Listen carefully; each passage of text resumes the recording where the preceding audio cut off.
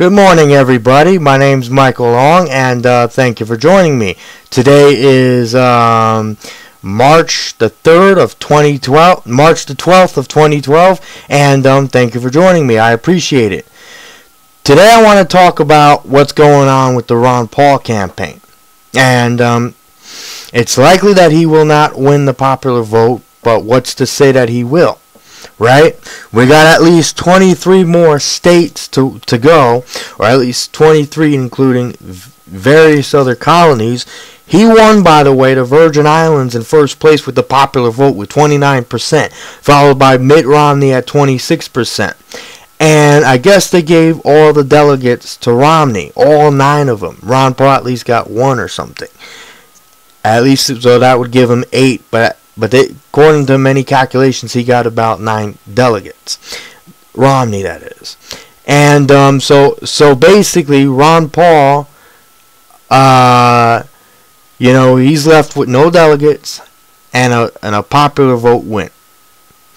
But see, you look at CNN and you look at Fox and you look at all the other news stations, they're basing the delegate counts based on the vote. So they're only counting in each of the states.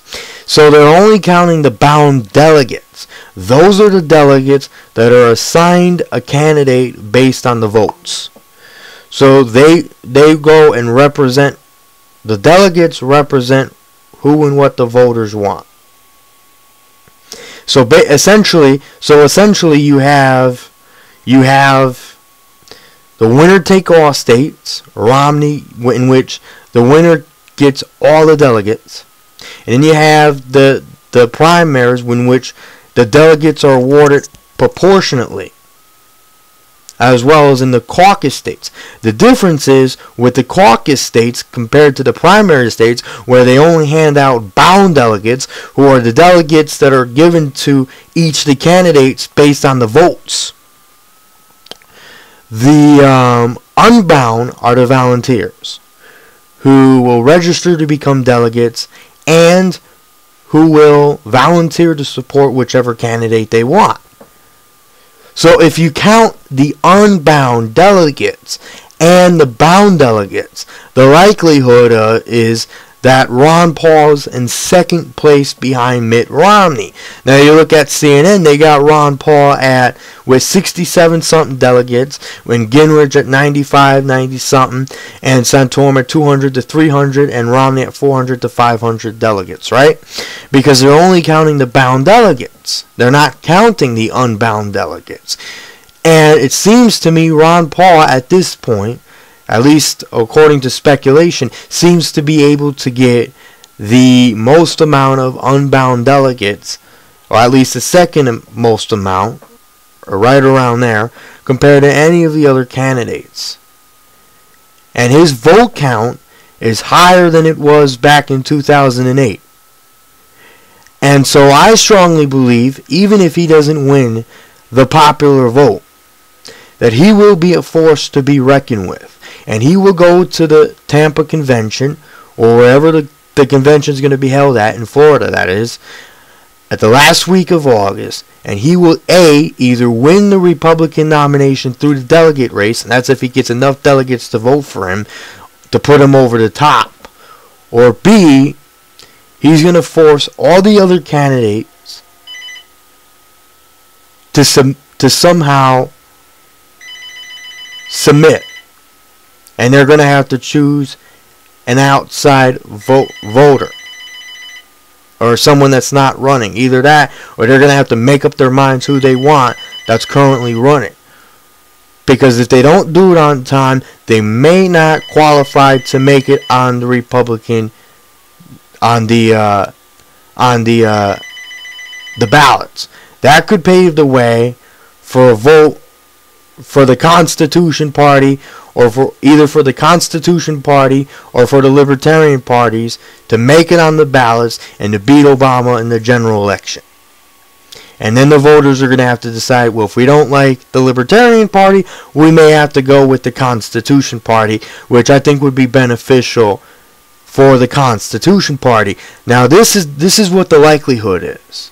That's exactly what the likelihood is.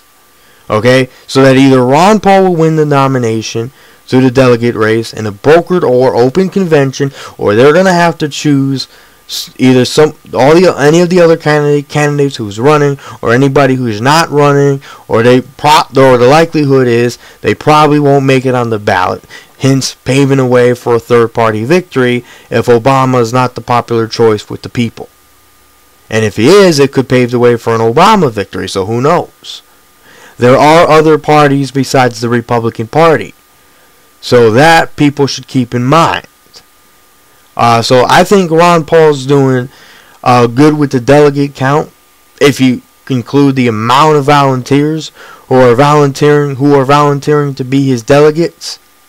And he's got the good organization skills, and it was set up for Romney, believing that he had the money and the organizational skills.